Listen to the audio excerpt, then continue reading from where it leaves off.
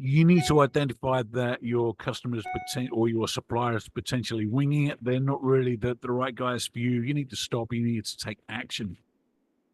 So once you've decided that, once you've come to this point in the road, you need to understand how to switch customers, and you can't just like pull everything out, stop production, and move, because that's going to disrupt your sort of sales funnel and process and stock control and everything.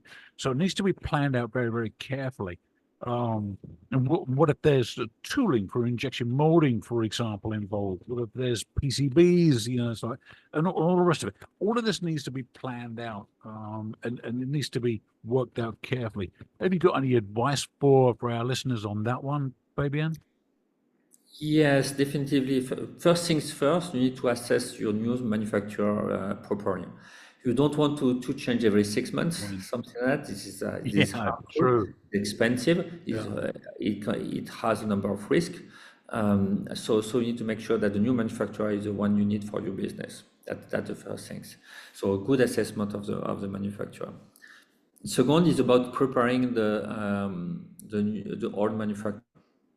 So you cannot. You have to be careful how you manage that with a current or old manufacturer, because some might be very protective and might even take some negative actions, I would say.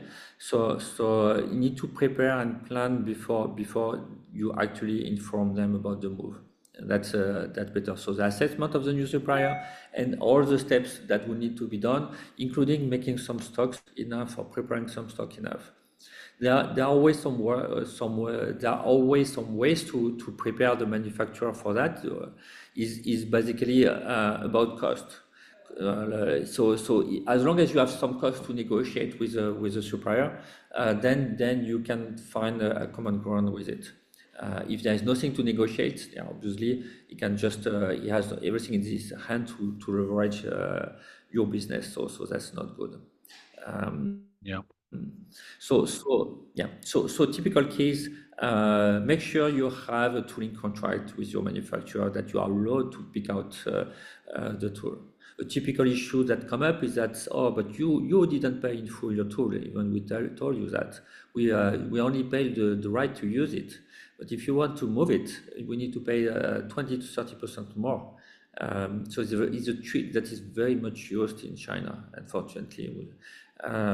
So make sure you have a strong contract, that you can have a lawyer involved on this topic. If not, well, it's about negotiation. Everything is possible. But going into conflict with all manufacturer is generally a wrong idea.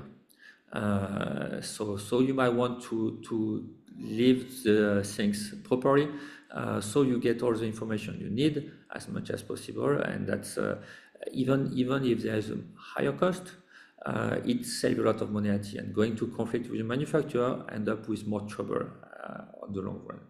Yeah. So that's for the tooling. Of course, there is some plan for the new manufacturer that need to be understood and taken care of. So preparing the new SOP, so the standard operating process. So how we are going to assembly to be done, but also the quality control we discussed.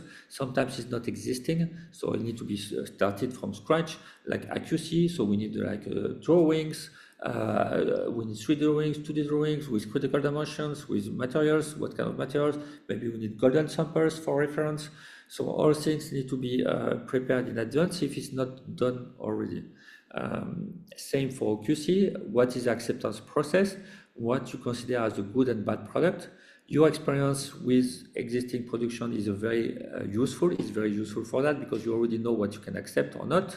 But you should not do the same mistakes that was done in the previous production with a new one. So whatever is not existing in those documents I just listed, then it has to be done again. It has to be prepared. So, and this is better. This can be even tested with all manufacturers. You can already prepare an QC standard. Here is our new acceptance process.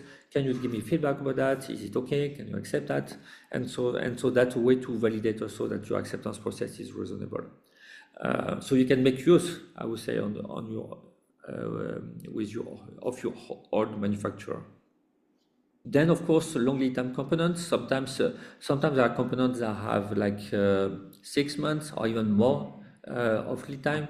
So, of course, if you want to transfer, for example, electronic components, I have seen some components like more than 50 weeks. If you want to transfer, make sure that this is not going to block you, and as well, of course, prepare enough stocks to allow the transfer, and that's very very important.